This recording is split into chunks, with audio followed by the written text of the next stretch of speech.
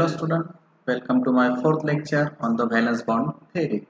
So in earlier lectures we have seen its postulates, then how the tetrahedral or square planar complexes were formed, or how the hybridization takes place while forming the tetrahedral or square planar complex. So in today's lecture we will see how the trigonal bipyramidal complexes were formed. So, which hybridization is generated? Which orbitals are involved in the hybridization of the trigonal bipyramidal complexes? So, here is the one of the example, that is iron pentacarbonyl. So, while iron pentacarbonyl, we have see its magnetic properties, and its magnetic properties, which is calculated and observed that the iron pentacarbonyl is a diamagnetic and has a magnetic moment 0. So we already know, if a compound having a diamagnetic nature, that means the compound is a all the electrons are paired. Okay, if the electrons are unpaired, that means the compound is paramagnetic. So here in iron pentacarbonyl, it is found that the compound is diamagnetic and the magnetic moment is 0. So the observed magnetic moment suggests that the absence of unpaired electron. So the first of all, by calculating, or for to find out its exact hybridization, first step is we should know the atomic number of the central metal ion or central metal atom. So here in this complex, the ion is central metal atom. Okay, so the ion, its oxidation, sorry, its atomic number is 26, and 26 is the atomic number. So its electronic configuration at the ground state level is 1s2, 2s2, 2p6, 3s2, 3p6, 4s2, and 3d7. So in the last orbital, that is in d orbital, how many electrons are there? 7 electrons are there. Okay, so now in this complex, what will be the oxidation state of ion?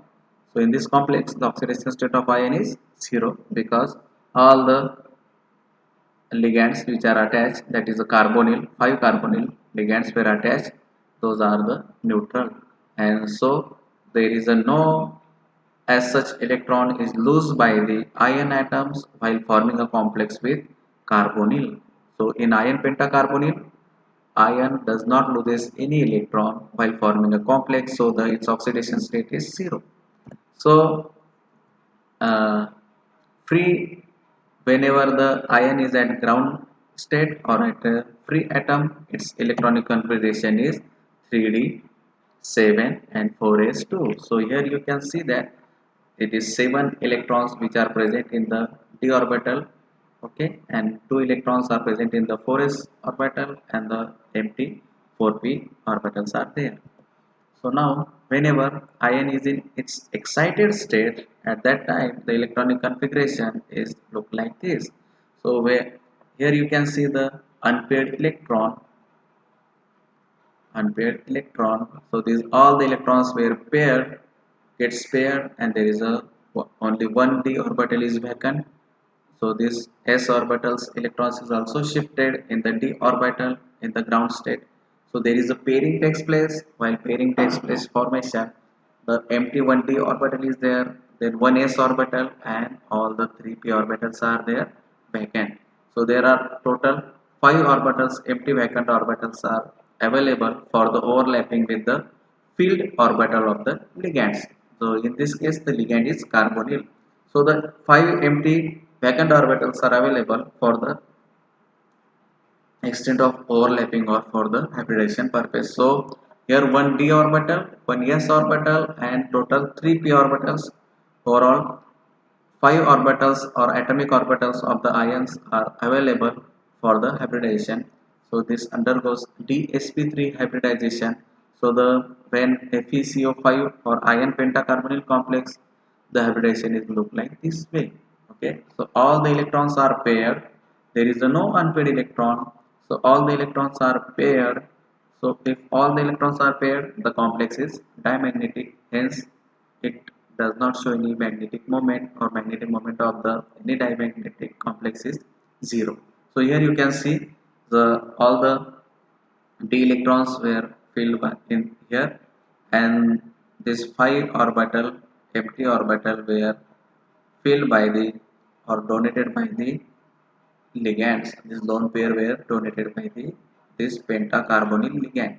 So hybridization in the FeCO5 is DsP3 hybridization, that is trigonal bipyramidal complex. So the 6 electron in the 3d orbital and 2 electrons in the 4s orbital all pair up and occur four 3d orbitals in excited state. So there are, this is how the orbitals are overlapped. This makes one 3d orbital empty and available for coordinate bonding. The pairing energy is supplied by the formation of 5 strong bonds in the complex. Since all the electrons are paired, the FeCO5 complex becomes diamagnetic. Okay, so there is no unpaired electron present in the ion, so the complex becomes diamagnetic. So the observed and calculated moment for the complex is 0 because there is no unpaired electron present in the complex. So the observed and calculated moment of the complex is 0. So the central metal atom Fe undergoes DsP3 hybridization and the complex takes pentagonal bipyramidal geometry. So this is how we can explain the hybridization of FeCO5 complex, in which the complex is diamagnetic. All the unpaired electrons get paired while hybridization, and it undergoes dsp3 hybridization, and the magnetic moment of the complex calculated and observed is 0 due to the diamagnetic properties, or all the electrons are paired. Okay, so this is how the hybridization of the ion pentacarbonyl can be explained. So we will see another example of the copper complex. So the second example is copper, this copper complex. So here it is paramagnetic. It's and has magnetic moment 1.73 Bohr magneton. So the observed magnetic moment suggests that there is a presence of unpaired electron. So we will see how the hybridization takes place in this complex, how the unpaired electron is present, and how the hybridization takes place. So the very first is atomic number of copper is 29. So the atomic number of copper is 29. So the electronic configuration at ground state of the copper is 1s2, 2s2, 2p6, 3s2, 3p6, 4s1 and 3d10. So this is how the electronic configuration of the copper observed at the ground state. Now in this complex, the oxidation state of copper. So we should calculate its oxidation state. We know the formula, whatever the metal is considered as X plus minus 5 is equal to charge on the complex. So X minus 5 is equal to minus 3. So X is equal to minus 3 plus 5. So X is equal to plus 2. So the oxidation state of the copper in this complex is plus 2. That indicates that while forming a complex with chlorine, the copper loses how many electrons? 2 electrons. So it loses 2 electrons and the formation of this complex takes place.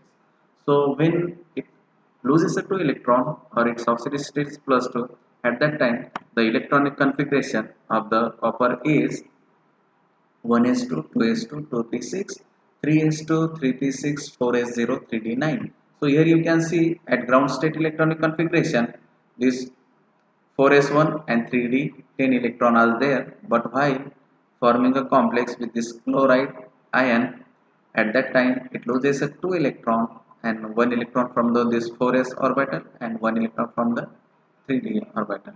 So this electronic configuration from the ground state electronic configuration is different. Okay, so we will see how the hybridization takes place. So the copper free atom at ground state, its electronic configuration is 3d10, 4s1 and 4p0. So this is 3d10, 4s1, 4p0. So this is the electronic configuration of the copper at ground state or free atom. Then the copper plus 2 atom, that is, it is undergoes at oxidation state or at excited state, it undergoes oxidation, it loses 2 electron, and there is a formation of this type of orbital or arrangement takes place. 3d9, 4s0, 4p0, and this 4d, one of the 4d electron is involved in the hybridization. So here in this case, here you can see In the 3D9, one unpaired electron is there. So here you can see the presence of one unpaired electron in this orbital. So here this is the one unpaired electron. So the hybridization or the Weyl complex formation, how the copper's atomic orbital are overlap with the completely filled or orbital of the ligands. That is, this chlorine ligand donate the lone pair of electron, 5 chlorine atoms. Okay, how many? 5 chlorine. This third, this fourth and fifth. So chlorine atoms donate the lone pair of electron, and there is a undergoes hybridization, that is sp3d hybridization is takes place, and here is the one unpaired electron is there. Okay, so by hybridization we can conclude that there is the presence of one unpaired electron. If one unpaired electron is present, that means compound is paramagnetic, and hence it shows the Bohr magneton value 1.73. So the four 3D orbitals of copper 2 plus ion contain 4 pairs of electrons, and fifth 3D orbital contains one unpaired electron. So here already we have seen that 3D 4 3D orbitals of the copper 2 plus ion contain all the electrons are paired, 4 pairs of electrons, and the fifth 3D orbitals contain one singly unoccupied orbital or singly one unpaired electron. So the MTS 3p and 1d orbitals of the outermost shell, that is fourth shell, undergoes hybridization and provide a space to accommodate 5 pairs of electrons supplied by 5 fluoride ions. So here in this case, how the hybridization is takes place? The one MTS orbital, then 3p empty orbitals and 1d orbitals of the outermost shell, that is the fourth shell, undergoes hybridization and provide a space for the accommodation of 5 pairs of electrons supplied by the 5 fluoride ions. And there is a how the this hybridization is takes place, that is 1s 3p and 1d outermost orbital, that is sp3d hybridization is takes place.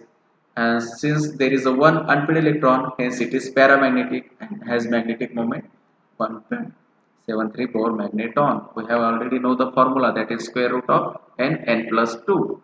So this is how we can calculate the Bohr magnetic moment or Bohr magneton. So here in this case one unpaired electron is there, so the compound is paramagnetic and has the magnetic moment 1.73 Bohr magneton. So the central metal atom copper plus 2 plus undergoes sp3 hybridization, and the complex ion takes pentagonal bipyramidal geometry. So this is how the geometry is pentagonal bipyramidal geometry is observed in the CuCl5 complex. So the central atom under the central metal atom, that is copper plus 2, undergoes sp3 sorry, here it is sp3d. Okay, it is sp3d hybridization, and the complex ion takes pentagonal bipyramidal geometry. So here are the some other examples of MnCO4, NO, NiCO5 or NiCN5 3 minus. So all these examples are the those exhibited pentagonal bipyramidal geometry. Okay, thank you.